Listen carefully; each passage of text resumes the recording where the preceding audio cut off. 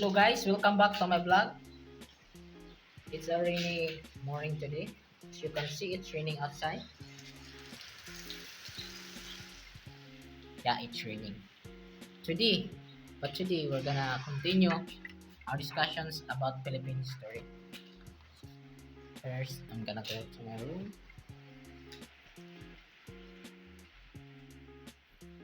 It's dark. Can stop this. So, our TV. So we can start. So we can start our discussion.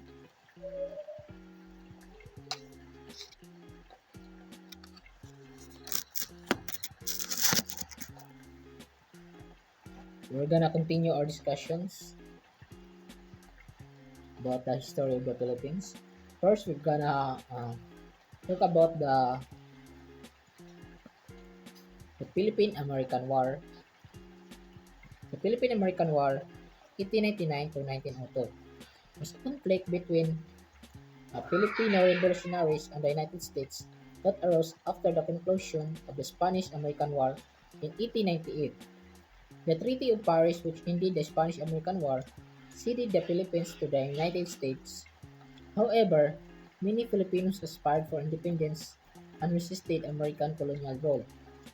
Key points about the Philippine-American War include: the 1. A quest for independence. Filipinos led by revolutionary leaders like Emilio Aguinaldo initially allied with the United States against Spanish rule. However, when the US indicated its intention to annex the Philippines, tensions escalated. Declaration of Independence. Number 2. On June 12, 1898, Aguinaldo declared the Philippine independence, but the United States did not recognize this declaration. Then number 3. Outbreak of conflict. Hostilities erupted in February 1899 when an altercations occurred between American and Filipino forces in Manila. This marked the beginning of the Philippine-American War. Then number 4. Guerrilla warfare. The Filipino forces engaged in guerrilla warfare, making it a challenging conflict for the better equipped American forces. The war resulted in significant loss of life on both sides. Number 5. American occupation. The United States successfully established control over the Philippines, leading to the formal annexation of the archipelago in 1902. Then number 6, the impact on Filipino society. The war had lasting on the Philippine society, including the loss of lives, destruction of property, and changes in political and economic structure. The Philippine-American War is a critical chapter in Philippine history, marking the transition from Spanish to American colonizations and shaping the nation's subsequent struggles for independence. The conflict is sometimes referred to as the Forgotten War due to its overshadowing by the Spanish-American War and later events. Next is the Commonwealth of the Philippines. The Commonwealth of the Philippines was a transitional government established by the United States in 1935, paving the way for the eventual independence of the Philippines. It serves as a self-governing entity with a set period before complete sovereignty would be granted to the Filipinos. Key points about the Commonwealth of the Philippines include: first, establishment. The Commonwealth was inaugurated on November 15, 1935 with Manuel L. Quezon as its first president. It replaced the insular government which had governed the Philippines under U.S. control. Number 2, 10-year transition period. The establishment of the Commonwealth was part of the Tidings-McDuffie Act, which outlined a 10-year transition period leading to Philippine independence. Full independence was scheduled for 1946. Number 3, Constitution. The 1935 Constitution of the Commonwealth of the Philippines was enacted, providing a democratic government with a president, a bicameral legislature, and an independent judiciary. Number 4, economic and social reforms. The Commonwealth period saw efforts to address economic and social issues. Land reforms were initiated to improve the conditions of farmers, and infrastructure projects were undertaken. Number 5, World War II. The Philippines became involved in World War II when it was invaded by Japanese forces in 1941. This disrupted the original timeline for independence. Number 6. Restoration and Independence. After the war, the Philippines was granted independence by the United States on July 4, 1946, marking the end of the Commonwealth period. The Commonwealth of the Philippines played a crucial role in the nation's path to independence, laying the groundwork for the establishment of the Republic of the Philippines in 1946. Manuel Rojas became the first president of the Independent Republic of the Philippines. Next is the World War II. World War II was a global conflict that took place from 1939 to 1945, involving most of the world's nations. Here are key points about World War II. Number 1. Causes.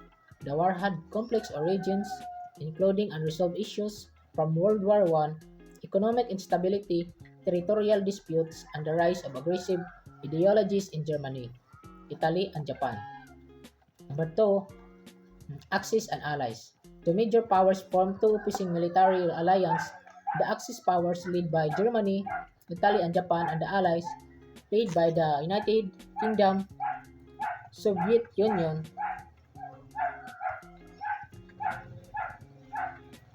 China, and the United States. Number 3. Outbreak. The war began on September 1, 1939, when Germany invaded Poland. The conflict quickly spread across Europe, Asia, and Africa. Number 4. Major theaters. The war had several major theaters, including the European Theater, Pacific Theater, North African Campaign, and Eastern Front. Number 5. Holocaust. The Holocaust, perpetrated by Nazi Germany, resulted in the systematic genocide of 6 million Jews and million others, including Romani people, Poles, and disabled individuals. Number 6. D-Day and Normandy invasion. On June 6, 1944, Allied forces launched a massive amphibious invasion on the beach of Normandy, known as the D-Day, marking a significant turning point in the war. Number 7. Atomic bombs. In 1945, the United States dropped atomic bombs on the Japanese cities of Hiroshima and Nagasaki, leading to Japan's surrender at the end of the war. Number 8. United Nations. The war led to the establishment of the United Nations in 1945, aimed on promoting international cooperation and preventing future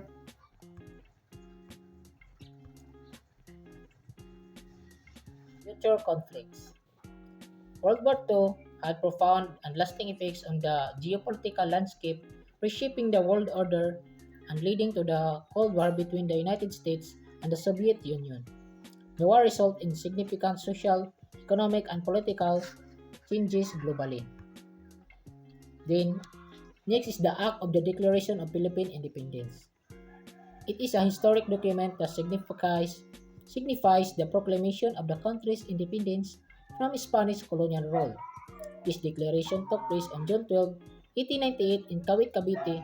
The document was drafted by Ambrosio Rianzares Bautista, and the Philippine flag was raised while the Philippine national anthem Lupang Hinirang was played.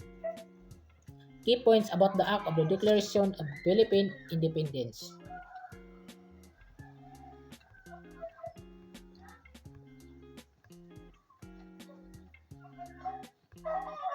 Number 1. Proclamation. The declaration was made by General Emilio Aguinaldo, the leader of the revolutionary forces, who proclaimed the sovereignty and independence of the Philippines. Number 2. Symbolic location. The declaration was made at the Aguinaldo Shrine in Kawit, where the Philippine flag was unfurled for the first time, signaling the birth of the independent Filipino nation. Number 3. Spanish-American War. The Spanish-American War. The context of the declaration is linked to the events of the Spanish-American War. The United States and Spain were engaged in hostilities, and the Philippines became a battleground. Number 4. End of Spanish rule. The declaration marked the end of more than 3 centuries of Spanish colonization in the Philippines. Then 5. Recognition by the United States. The United States, having defeated Spanish forces in the Philippines, recognized the independence of the Philippines on July 4, 1946 through the Treaty of Manila. Then June 12 is celebrated annually as Independence Day in the Philippines, commenting the act of the Declaration of Philippine Independence and the country's struggle for freedom. Next, we're gonna talk about the Treaty of Paris. It refers to several historical agreements, but one of the most notable ones relevant to the Philippines is the Treaty of Paris of 1898. This treaty ended the Spanish-American War and resulted in the cession of several territories from Spain to the United States. Key points about the Treaty of Paris of 1898 include: number 1, date. The treaty was signed on December 10, 1998. Number 2, participants. The signatories were representatives from the United States, represented by U.S. Ambassador to France William R. Day, and Spain represented by Jules Cambon, and the French Ambassador to the United States. Number 3, ceded territories. Spain ceded several territories to the United States, including the Philippines, Guam, and Puerto Rico. And number 4, the Philippine-American War. The transfer of the Philippines from Spanish to American control sparked the Philippine-American War in 1999 to 1902 as Filipino resist U.S. colonial rule. Number 5, payment. In return for the ceded territories, the United States agreed to pay Spain 20 million. Number 6, impact on the Philippines. The Treaty of Paris marked the end of Spanish colonial rule in the Philippines and the beginning of American colonial rule. This period set the stage for the establishment of the Commonwealth of the Philippines and eventual independence in 1946.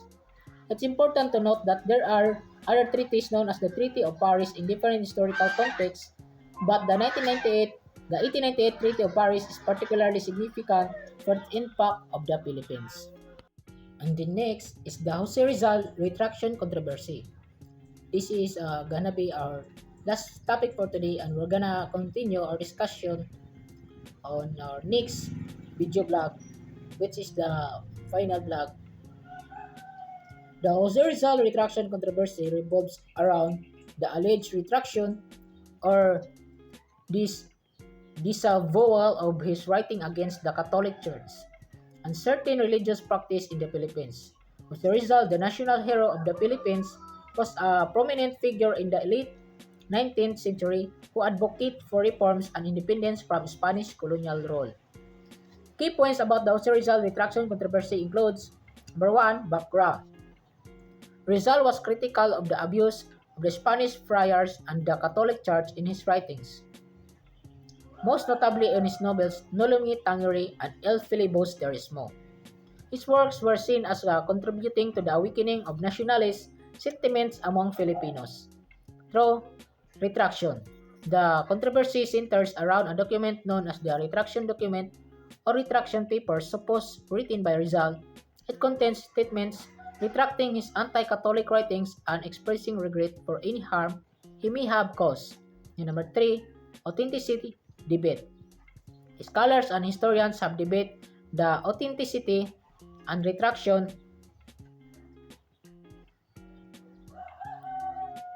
and retraction and retraction might have general issues retraction.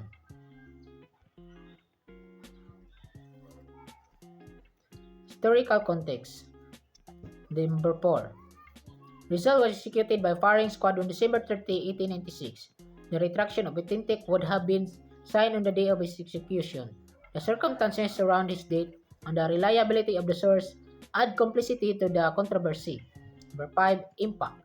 The retraction controversy has implications for understanding Rizal's view on religion, the influence of the Catholic Church during that period, and the complex dynamics of Filipinos' identity and nationalism.